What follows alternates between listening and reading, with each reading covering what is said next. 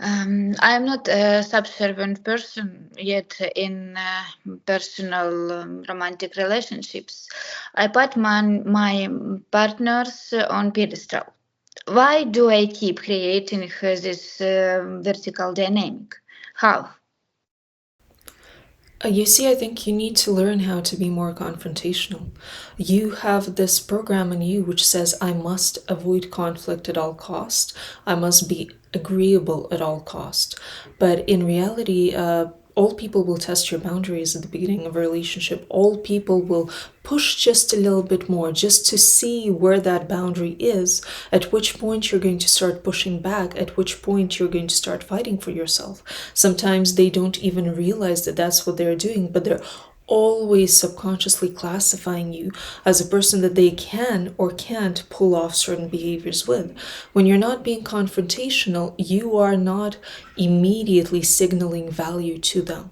You're not immediately telling them, hey, that's not gonna fly. You're quite lucky to be here, you're quite lucky to have this attention from me, these feelings from me, and you're not going to be able to get away with getting the same kind of investment from me if this is the way in which you show up.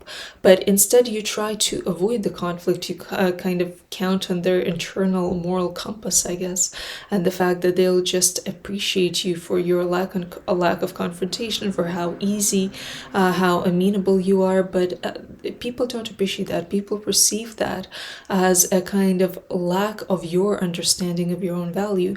And generally, people are programmed to be a little bit predatory. People are programmed to take advantage of weakness, unless it's your mom or dad that we're talking about. They're generally not going to reward you for overly kind, submissive behavior.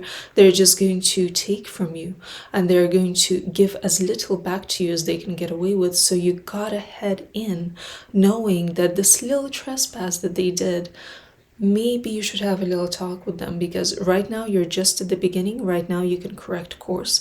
But if you allow this lack of respect to slip, or this lack of care to slip, then it's going to get worse, because they say this is not where her boundary is. Maybe her boundary is a little bit farther down the line.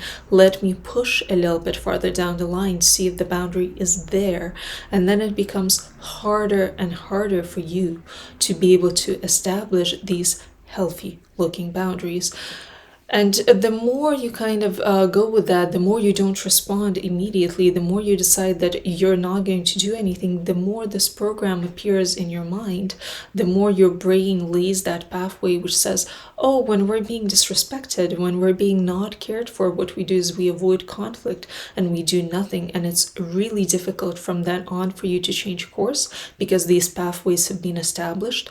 And also, if later on you start changing course, the other person goes, hey, what's this? This doesn't feel good. You don't get to stand up for yourself. You don't get to change course. I dictate the rules here. They've gotten used to being in that kind of position of leadership. And while you have to have emotional mastery, while you can't absolutely be unreasonable or disrespectful of the other person, if you do know that what they're showing you is a lack of respect where respect should be, and a lack of care where care should be, then it's better to overreact than to underreact. If you overreact right away, you are showing to them that you have discernment, that you're recognizing this kind of behavior, and this is not part of your expectation.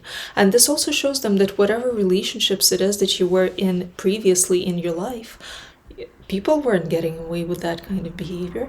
If people treated you that way, they got put into their place, which signals that you are more selective, which signals that it takes more for you to really choose somebody to be with you. And you have to also examine kind of your core beliefs, and you have to ask yourself, is one of my core beliefs that I can always get the kind of relationship that I want? Because I believe that I deserve the best. I see myself genuinely, not in a fake way, but genuinely as the kind of person that deserves the best, and I feel worthy of it. Yeah. Understand. I liked your answer. Thank you very much.